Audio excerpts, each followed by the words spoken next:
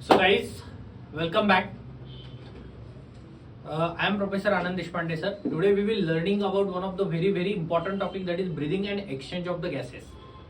Guys, ये topic बहुत ज़्यादा इंपॉर्टेंट है क्योंकि इस टॉपिक में ऑलमोस्ट 4 to 5 क्वेश्चन जो है वो पूछे जाते हैं। टेक्निकली ये टॉपिक बहुत ही इजी है और हम अब बहुत ही इलेबोरेटिव लेक्चर देखने वाले हैं और इस चैप्टर में हम पढ़ने वाले हैं ब्रीदिंग के सबसे बेसिक कंसेप्ट और उसके बाद में एक्सचेंज ऑफ द गैसेस के कंसेप्ट। ये चैप्टर का सिनॉप्सिस कैसे रहने वाला है बेटा, तो इंट्रोडक्शन रहेगा, उसके बाद में हर जूलॉजी के जो भी ह्यूमन फिजियोलॉजी के टॉपिक है ना उसमें आपका चीज क्या रहने वाली है, तो सबसे पहले इंट्रोडक्शन, उसके बाद में सेकंड चीज आपकी आने वाली है ऑर्गेनिज्म और उसकी सिस्टम, उसके बाद में कोर टॉपिक रहेगा कि एग्जैक्टली मैकेनिज्म क्या है और उसके बाद में आपका क्या रहने वाला है, तो डिसीजेस रहने वाले हैं। तो ब्रीदिंग और एक्सचेंज ऑफ द गैसेस में ये सब चीजें हम कवर करने वाले हैं। तो अगर आप शांति से एक टॉपिक देखते जाएंगे हम, तो सबसे पहले आपके सामने टॉपिक का जो नाम है वो है ब्रीदिंग और एक्सचेंज ऑफ गैसेस, और ये आपको जो दिख रहे हैं बेटा वो है आपके लंग, क्योंकि आपके ब्रीदिंग और एक्सचेंज ऑफ द गैसेस में लंग का पार्ट बहुत ज्यादा इंपॉर्टेंट है, क्योंकि हमें लंग्स रहते हैं बराबर, जो आपको ब्रीदिंग के लिए और टोटल बॉडी का पूरा मेंटेनेंस करने के लिए इस्तेमाल हम कर सकते हैं। सो आज हम एक इंपॉर्टेंट टॉपिक शुरू करने वाले हैं जिसका नाम है breathing and exchange of the gases. तो क्या है ब्रीदिंग, सबसे पहले ब्रीदिंग क्या है वो समझना बहुत इंपॉर्टेंट है बेटा। तो ब्रीदिंग की अगर आप बात करोगे तो हमें सबसे पहले थोड़ा सा डिफरेंस जो है वो ब्रीदिंग का और रिस्पिरेशन का देखना पड़ेगा। तो ब्रीदिंग क्या है, सांस लेना बराबर ब्रीदिंग है, और रिस्पिरेशन क्या है, तो जहां पे ऑक्सीजन का इस्तेमाल करके हम फूड का ब्रेकडाउन करते हैं उसको हमें रिस्पिरेशन ऐसा कहना है। मतलब जनरली आप सांस ले रहे हो, ये ब्रीदिंग है बेटा, पर अभी सांस लेके उस ऑक्सीजन का इस्तेमाल करके फूड का अगर ब्रेकडाउन करना है तो रिस्पिरेशन में जाता है, जिसकी पहली साइकिल आप प्लांट फिजियोलॉजी में रिस्पिरेशन में देखोगे जिसका नाम है ग्लाइकोलाइसिस। मतलब आप खाओगे, ग्लूकोज का ब्रेकडाउन होगा, लाइसिस होगा और वहां से आपको एनर्जी जो है वो मिलेगी। तो रिस्पिरेशन और ब्रीदिंग में एक बेसिक डिफरेंस है। तो ब्रीदिंग मतलब just simple exchange of the gases and respiration मतलब क्या, तो it is the obviously with the help of oxygen we will break down the food material. So this is the basic exchange that we have to carry out in our mind. So guys, this is all about the breathing. So what is respiration? Oxidation of the nutrient guys. Oxidation of the nutrient मतलब nutrients का जो oxidation है। For example nutrients माने क्या, तो आपका खाना simply, ठीक है ना, मतलब आप अगर देखोगे तो आप यहाँ पे ऐसा भी लिख सकते हो कि ये जो ग्लूकोज है इस ग्लूकोज का इस्तेमाल करके हम क्या करेंगे, तो फूड का ब्रेकडाउन करके यहाँ से हम एनर्जी जो है वो प्रोड्यूस करने वाले हैं। तो रिस्पिरेशन में ये है। ब्रीदिंग मतलब सिर्फ आपका एक्सचेंज होने वाला है जिसका नाम है oxygen and carbon dioxide as well. So guys, this is called as breathing and exchange of the gases. क्या ये जो है आपके सामने इंट्रोडक्शन जो है वो बहुत इंपॉर्टेंट है। तो ये होने के बाद में हम देखेंगे कि आपके ब्रीदिंग की, मैंने जैसे बताया कि इंट्रोडक्शन में आपको सिर्फ डेफिनेशन के बारे में देखना पड़ेगा। दो तरीके के डेफिनेशन फिर से एक बार मैं एक्सप्लेन करता हूं। सबसे पहले हमने ब्रीदिंग के बारे में देखा, उसके बाद में रिस्पिरेशन के बारे में देखा। जस्ट एक्सचेंज ऑफ गैसेस मतलब ब्रीदिंग है, और जहां पे हम न्यूट्रिएंट का ब्रेकडाउन कर रहे हैं और एनर्जी ला रहे हैं उसको आप रिस्पिरेशन ऐसा कहने वाले हो। This is very important. तो ऑर्गेनिज्म और उसकी ब्रीदिंग सिस्टम की अगर आप बात किया जाए तो सबसे पहले जनरल बॉडी सरफेस का, मतलब आप अगर देखोगे तो जनरल बॉडी सरफेस का आपको इस्तेमाल मतलब कौन कौन करता है ब्रीदिंग करने के लिए, general body surface. For example आपके सामने ये पोरीफेरा दिख रहा है, ये जेलीफिश आपको दिख रही है, ये फ्लैटवर्म्स आपको दिख रहे हैं, तो और it is called as lower invertebrates. तो लोअर इनवर्टिब्रेट्स में ये सांस कैसे लेने वाले, तो उनके बॉडी के मदद से ही लेने वाले, दूसरा कुछ करने ही नहीं वाले, ठीक है। आप अगर बात करोगे तो लोअर इनवर्टिब्रेट में स्पॉन्जेस, कोलेंटेरिडस एंड फ्लैटवर्म, ये सभी के सभी जो एग्जांपल्स है आपके सामने मैंने दिए गए हैं, और ये आपकी खुद की ब्रीदिंग कैसे करेंगे, तो obviously with the help of general body surface. So that is very important. हमने एक इंपॉर्टेंट टॉपिक शुरू किया है जिसका नाम है breathing and exchange of the gases. Just exchange of gases मतलब ब्रीदिंग, जहां पे हम न्यूट्रिएंट का ब्रेकडाउन करने वाले हैं with the help of oxygen, it is called as respiration. तो अभी हमने देखा कि ऑर्गेनिज्म और उसकी जो ब्रीदिंग सिस्टम है हम इलेबोरेट कर रहे हैं, टॉपिक हम बहुत ही फास्ट में नहीं, मतलब हमें टॉपिक सीखना है, रैपिड सीखना है, हमें almost all the concept minimum time में कवर करने हैं। तो उसके वजह से अगर कुछ भी मैंने साइड बाय साइड में कुछ आपको पीवाईक्यू भी करवा के लूंगा तो ये भी आपको बहुत ज्यादा इंपॉर्टेंट है।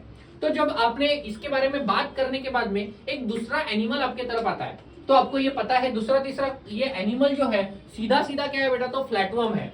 तो आप देख रहे हो इसके सामने ये इसकी बॉडी आपको दिख रही होगी। तो बेटा इसमें स्किन, ये स्किन है, और स्किन किससे बनती है, तो क्यूटेनियस रिस्पिरेशन इस पर, क्योंकि इनकी जो स्किन है वो बनती है क्यूटिकल से। क्यूटिकल आपका वाला क्यूट नहीं है, तो ये क्यूटिकल से बनती है। तो अर्थवर्म हो गया, हाइरियोडाइनेरिया, जिसको हम हाइरियोडाइनेरिया कहते हैं, ऐसा कहते हैं ना बेटा, आया ना, हाँ। तो हाइरियोडाइनेरिया और एम्फीबिया मतलब बायोज, तो दोनों भी इन सभी जानवरों में और इन सभी आप अगर देखोगे तो इन सभी ऑर्गेनिज्म में तो इनका जो रिस्पिरेशन है उनके स्किन के तहत होता है और क्यूटिकल के तहत होता है। उसी की वजह से उसको आप क्यूटेनियस रिस्पिरेशन बोलो। देखो क्वेश्चन तो आराम से यहाँ पे चला जाएगा। कैसे आने वाला है क्वेश्चन, तो आप अगर क्वेश्चन की बात कर रहे हो, ठीक है ना, तो सिंपली इस क्वेश्चन में आपको दो चीजें होगी कि भाई आपको पूछा जाएगा कि लोअर इनवर्टिब्रेट्स, जो लोअर इनवर्टिब्रेट्स में उसमें रिस्पिरेशन कैसा होता है, तो आप बता देना है कि जनरल बॉडी सरफेस, ठीक है ना, बॉडी सरफेस के तहत। और यहाँ पे भी स्किन जो है वो इंपॉर्टेंट जो है वो रोल प्ले करने वाली है। उसके बाद में आगे के आते हैं कुछ एनिमल्स, ठीक है ना, कुछ ऑर्गेनिजम्स।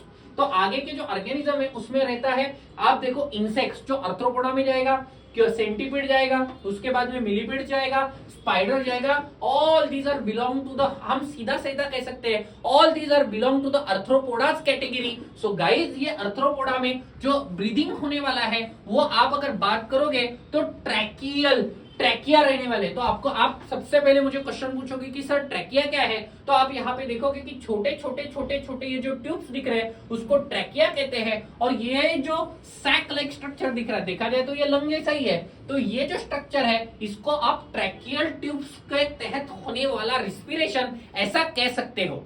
तो अभी तक हमें क्या क्या पता चला, बिल्कुल भूलना नहीं है, बहुत इंपॉर्टेंट टॉपिक है। एक एक चीज अगर आपने बेसिक से कर ली तो आपको सभी चीजें आराम से आ जाएगी। हमने देखा, हमने आज एक चैप्टर शुरू किया है जिसका नाम है breathing and exchange of gases. Point number 1 हमने देखा कि ब्रीदिंग और रिस्पिरेशन का डिफरेंस क्या है। हम एक रैपिड व्यू देख रहे हैं चैप्टर का, ठीक है ना, जिससे आपके बहुत सारे कंसेप्ट एक से आधे घंटे में सबके सब जो आपके पूरे के पूरे टॉपिक्स है वो कवर करने की मैं कोशिश कर रहा हूँ। तो हमने अभी देखा कि ऑर्गेनिज्म और उसकी ब्रीदिंग सिस्टम। आगे के चैप्टर में जब जाओगे, फॉर एग्जांपल एक्सक्रीशन है तो ऑर्गेनिज्म और उसकी एक्सक्रीटरी सिस्टम। जूलॉजी का और ह्यूमन फिजियोलॉजी का एक पैटर्न है बेटा, अगर वो फॉलो कर ले तो चैप्टर बहुत ही इजी चले जाते हैं। सीधा सीधा है, इंट्रोडक्शन है, ऑर्गेनिज्म है जो एनिमल किंगडम ने अपने ऑलरेडी सीख लिया है, मैकेनिज्म है और डिसीजेस है और उसका कंट्रोल है। तो ये सब चीजें जो है अगर आपने आराम से कर ले तो जूलॉजी के टॉपिक आ जाते हैं। तो हम कहाँ पे थे, तो ये जो इंसेक्ट्स और आर्थ्रोपोडा है इनका जो ब्रीदिंग है वो ट्रैकियल ट्यूब से होता है। उसके बाद में अभी आप अगर देखोगे ये क्या है बेटा, मछली जल की रानी है, जीवन इसका पानी है, हाथ लगाओ तो मर जाएगी, बाहर निकालो तो डर जाएगी, ऐसा है क्या? तो बेटा ऐसा नहीं, कुछ तो गड़बड़ हो गई है, ठीक है ना। सो आप अगर देखोगे तो मछलियों में अगर आप देखोगे तो ये गिल्स रहते हैं। तो फिशेस में, टैडपोल्स में, प्रॉन्स बहुत इंपॉर्टेंट चीज है जिसमें एक्सक्रीटरी ऑर्गन, एक क्वेश्चन मुझे याद आ रहा है, तो excretory organ of the prawns are the green glands. That is very important point, you don't have to forget this point. तो आप अगर देखोगे तो गिल्स और ब्रैंकियल रिस्पिरेशन, क्वेश्चन सीधा आ सकते हैं। Cutaneous respiration is found in earthworm, branchial respiration can be found in obviously the fishes, tadpole and prawns. तो हम रिस्पिरेशन देख रहे हैं और फाइनली हम आते हैं, ये कौन देख रहा है, ये बैक्टीरिया है शायद, है ना, बैक्टीरिया क्या नहीं, ह्यूमन है, अच्छा नहीं पता था मुझे, बायोलॉजी भूल गया हूं मैं। सो अभी देखा जाए तो बेसिकली ये जो है वो ह्यूमन है और ये ह्यूमन में आपको ये जो दिख रहा है ये बहुत इंपॉर्टेंट है, ये हमारे लेग्स है। लेग्स नहीं है, क्यों लेग्स नहीं है? अच्छा तो ये लंग है, ठीक है ना, भूलना नहीं, लेग्स नहीं है, ये लंग्स है बेटा। तो लंग्स में जो रिस्पिरेशन दिखेगा वो पल्मोनरी रिस्पिरेशन आपको दिखेगा, मतलब वाया लंग्स में होने वाला। तो ये आपके सामने कुत्ता है कि बिल्ली है, शायद बिल्ली दिख रही है, ठीक है ना, तो ये मैव क्या करेगी, तो इसका भी जो रिस्पिरेशन है वो पल्मोनरी रिस्पिरेशन है, क्योंकि उसमें आपको क्या दिखने वाला है, तो लंग दिखने वाले हैं। तो अभी तक अपने पास में 3-4 क्वेश्चन तो सीधा इजीली बन गए हैं। तो एक तो सबसे पहले difference between breathing and respiration, point number 1। उसके बाद में ऑर्गेनिज्म और उसकी रिस्पिरेटरी सिस्टम के बारे में बताया गया है। क्यूटेनियस रिस्पिरेशन अर्थवर्म में दिखेगा, ब्रोंकियल रिस्पिरेशन फिशेस में दिखेगा, पल्मोनरी रिस्पिरेशन हम में दिखेगा। तो ये क्वेश्चन बहुत इंपॉर्टेंट है, जितना इंपॉर्टेंस आप इस क्वेश्चन को देंगे बहुत इंपॉर्टेंट है। चैप्टर वाइज से देखा जाए तो बहुत बहुत इजी है, बहुत सिंपल पार्ट में। तो जैसे हम बता रहे कि ये जो टॉपिक है वो प्लांट फिजियोलॉजी के कि ह्यूमन फिजियोलॉजी के, ऑब्वियसली ह्यूमन फिजियोलॉजी के। तो ह्यूमन के बारे में देखना बहुत इंपॉर्टेंट है। तो आपके सामने हम पेश करते हैं ह्यूमन, बराबर ना। तो ह्यूमन के बारे में अगर आप बात किया जाए तो आपके सामने ह्यूमन रिस्पिरेटरी सिस्टम में बेटा, तो ह्यूमन रिस्पिरेटरी सिस्टम क्या क्या रहती है ह्यूमन रिस्पिरेटरी सिस्टम में? एयर ट्रैक्ट, आप अगर देखोगे तो सांस लेने का ट्रैक्ट, सांस लेने की ट्यूब, और दूसरा है पेयर्ड लंग। हम काउंट करेंगे लंग कितने हैं, तो 1 2, टोटल लंग 2 ही है, ठीक है ना। तो इसको पेयर्ड बोलते हैं। कभी कभी बच्चे लिख देते 2 पेयर्ड ऑफ लंग, कुछ भी है, मतलब 4 कभी लंग रहते क्या अंदर, वो तो कंडीशन ही अलग हो जाएगी भैया। तो आपका अगर आपको किसी ने पूछा ह्यूमन रिस्पिरेटरी सिस्टम मतलब सांस लेने की सिस्टम 2 पार्ट में डिवाइडेड है, तो 2 पार्ट में मतलब क्या, लंग ये बाजू में रख दो क्योंकि ये पेयर्ड लंग छोड़ के बाकी के सभी ऊपर वाला पार्ट एयर ट्रैक में चला जाएगा। एयर ट्रैक को आप एयर पैसेज ऐसा भी कह सकते हो, बराबर। सो हमने क्या दिखाया, हमने क्या बात की है, ब्रीदिंग और एक्सचेंज ऑफ द गैसेस के बारे में बात की है, और हम देख रहे हैं ह्यूमन रिस्पिरेटरी सिस्टम। तो चलो बात करते हैं पहले एक पार्ट की जिसका नाम है कंडक्टिंग पार्ट, ठीक है ना। क्या बात है, conducting part. Before moving toward this topic let's revise all such things that we already learn. Guys हमने एक इंपॉर्टेंट टॉपिक शुरू किया है जिसका नाम है breathing and exchange of gases. In the first bit of the topic we learn about the breathing, we learn about the respiration. What is the difference between breathing and respiration? Breathing मतलब just सांस लेना, रामदेव बाबा, बराबर ना। रामदेव बाबा जी ने बहुत ही अच्छे से आपको ब्रीदिंग सिखाई है, उनसे ही मतलब योगा बहुत इंपॉर्टेंट है। तो अपना अगर ब्रीदिंग पे कंट्रोल रहे तो लाइफ में कंट्रोल रहता है, क्योंकि सांसें सभी है, बराबर ना। वो शाहरुख खान का कौन सा तो गाना था, सांस में तेरे, तो सांस पे कंट्रोल पहले ले लो, है ना। रिस्पिरेशन पे ऑटोमेटिकली कंट्रोल आ जाएगा, सांस पे कंट्रोल तो सभी चीजें कंट्रोल। एग्जाम में जाओगे तो सबसे पहले सांसें फूल जाती है बच्चों की, मैं तो मर गया, इतना सारा आ गया मेरे सामने, पहले सांसों पे कंट्रोल। इसके वजह से अगर सुबह उठोगे योगा बीगा करोगे तो सांस पे कंट्रोल आएगा, इनडायरेक्टली रिस्पिरेशन पे, इनडायरेक्टली बॉडी पे कंट्रोल आएगा, और बहुत ही अच्छे से आप एग्जाम दे सकोगे। सो आपके पालम पे जो थोड़ा सा स्वेट आ जाता है ना वो भी दिखना बंद हो जाएगा, क्योंकि ऑल नीट एग्जाम या स्टडी तो सभी करते हैं, आप सभी बच्चे स्टडी करते ही हो, पर इंपॉर्टेंट चीज है कंट्रोल लाना, प्लानिंग करना और आदत लगना। कोई भी चीज की आदत लगनी चाहिए, दैट इज वेरी इंपॉर्टेंट। सो हम देख रहे हैं, ऑब्वियसली आते हैं हम ह्यूमन की तरफ। आप बोलोगे बिल्ली क्यों नहीं ले, मैंने पहले आंसर दे दिया है। तो एक बच्चे ने मेरे को पूछा था कि सर हम बिल्ली का क्यों नहीं देखते, भाई एनिमल किंगडम उसके लिए ही था, बराबर ना। तो अभी ह्यूमन के बारे में देख रहे हैं, आप डॉक्टर बनने वाले हो, बिल्ली के डॉक्टर बनना है तो आप वेटरनरी डॉक्टर बन सकते हो, वहां पे आप बिल्ली कुत्ते जो भी है उनकी स्टडी कर सकते हो, कोई दिक्कत की बात नहीं, वहां पे भी एक अच्छा करियर का स्कोप है। सो बेटा ये है कंडक्टिंग पार्ट। तो कंडक्टिंग पार्ट मतलब क्या क्या आप देख रहे होगे, तो यहाँ पे अपना क्या है, तो नाक है।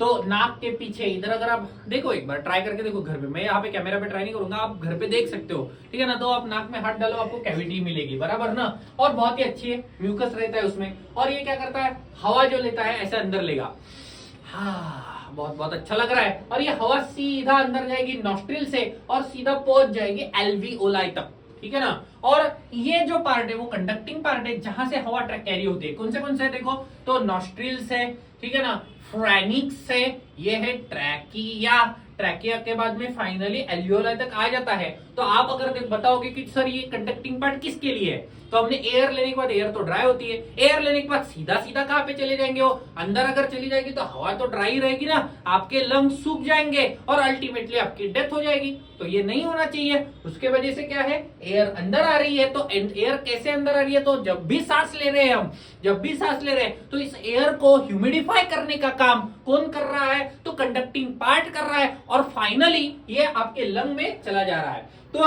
ये आपके सामने पेश है एयर पैसेज और एयर ट्रैक। तो देखो कहां कहां से हवा कैसे कैसे निकलती है वो, और कैसे कैसे कंडक्ट होती है, इसके बारे में हम बात करेंगे। तो सबसे पहले एक्सटर्नल नॉस्ट्रिल, नॉस्ट्रिल मतलब नाक आपकी, बराबर। उसके बाद में नसल पैसेज में जाएगा। क्वेश्चन आ सकते हैं, एक क्वेश्चन तो सीधा सीधा बन सकता है ना कि असेंडिंग और डिसेंडिंग ऑर्डर कहां से कहां हवा जा रही है, क्वेश्चन आ सकते बेटा। तो इसको हम कैजुअली नहीं ले सकेंगे। नसल चेंबर में आ रहा है, नेसोफ्रेनिक्स में आ रहा है, ग्लॉटिस लिखा है पर इसका प्रॉपर नाम इपिग्लॉटिस है। इपिग्लॉटिस डाइजेशन में एक्चुअली प्रीवियस, अभी तो नीट आपका मॉडिफाई हो चुका है, पर डाइजेशन में इपिग्लॉटिस था।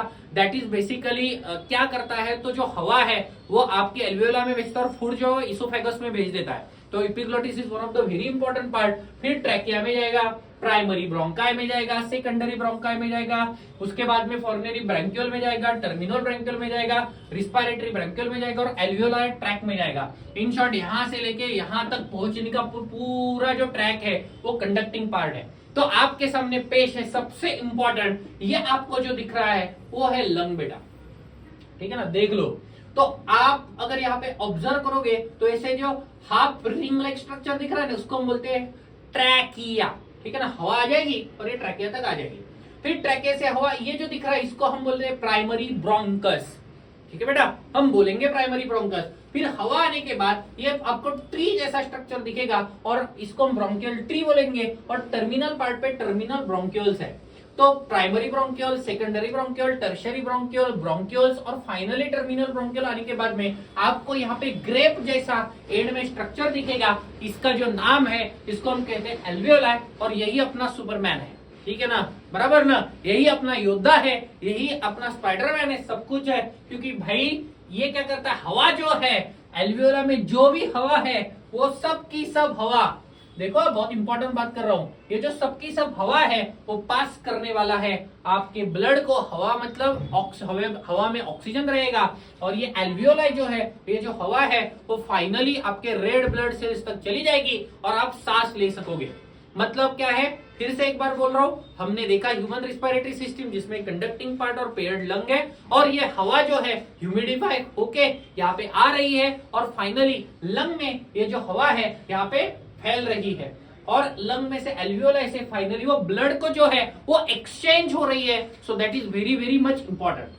सो आप एक पार्ट का भी हम इलेबोरेशन करते जाएंगे। नाक के बारे में पहले ही मैंने बता दिया। नाक में लोग आप अगर देखोगे तो लोगों ने मतलब कभी कभी कोरोना में ये प्रॉब्लम हुआ था, लोगों के जो नॉस्ट्रिल है वो ब्लॉक हुए थे क्योंकि अपर रिस्पिरेटरी ट्रैक का, और ये अपर रिस्पिरेटरी ट्रैक का इन्फेक्शन कोरोना का जब लोअर रिस्पिरेटरी ट्रैक में फैल गया तो निमोनिया हो गया बहुत सारे लोगों का। फाइनली क्या हो चुका है, तो अंतिम संस्कार हो चुके हैं। तो ये प्रॉब्लम है। तो आप अगर देखोगे तो लैरिंक्स है जिसको आप साउंड बॉक्स कहते हो। कैसे वैसे देखा जाए तो यहाँ पे क्वेश्चन बहुत अच्छे से बन सकता है।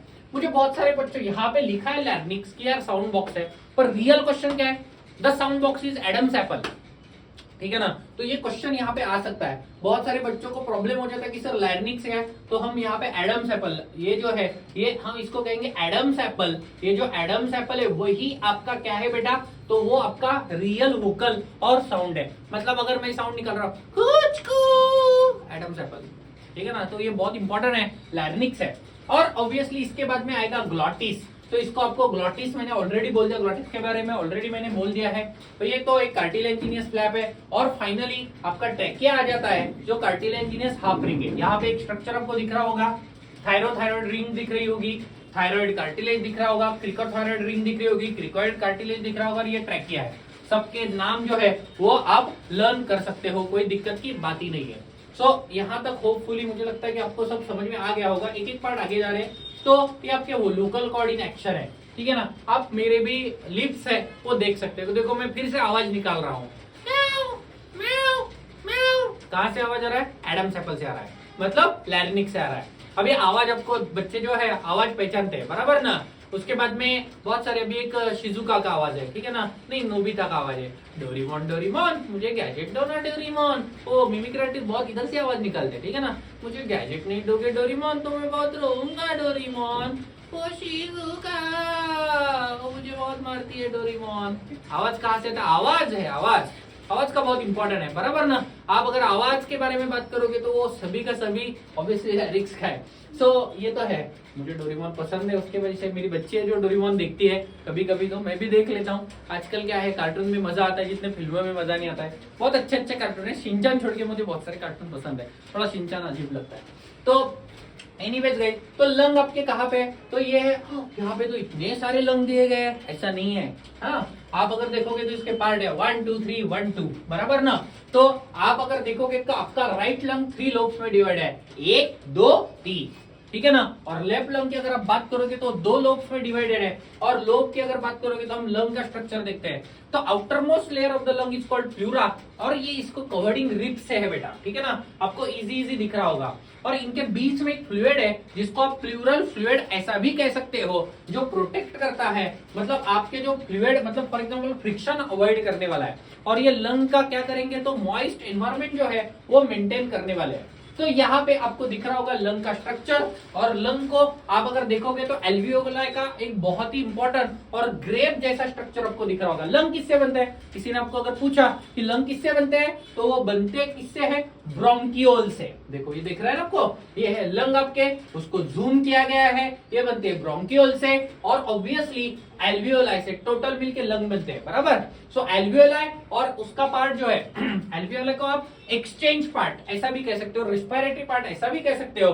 सो उसके वजह से जैसे किडनी का स्ट्रक्चरल फंक्शनल यूनिट नेफ्रॉन है, वैसे ही लंग का स्ट्रक्चरल और फंक्शनल यूनिट क्या है बेटा, तो एल्वियोलाई। सबके स्ट्रक्चरल और फंक्शनल यूनिट रट लेने के, the structural and functional unit of life is cell, nephron is the structural and functional unit of kidney, alveoli is the structural and functional unit of human respiratory system. So अभी lung का internal structure जो है वो अभी थोड़े time में हम पढ़ने वाले हैं, ठीक है बेटा।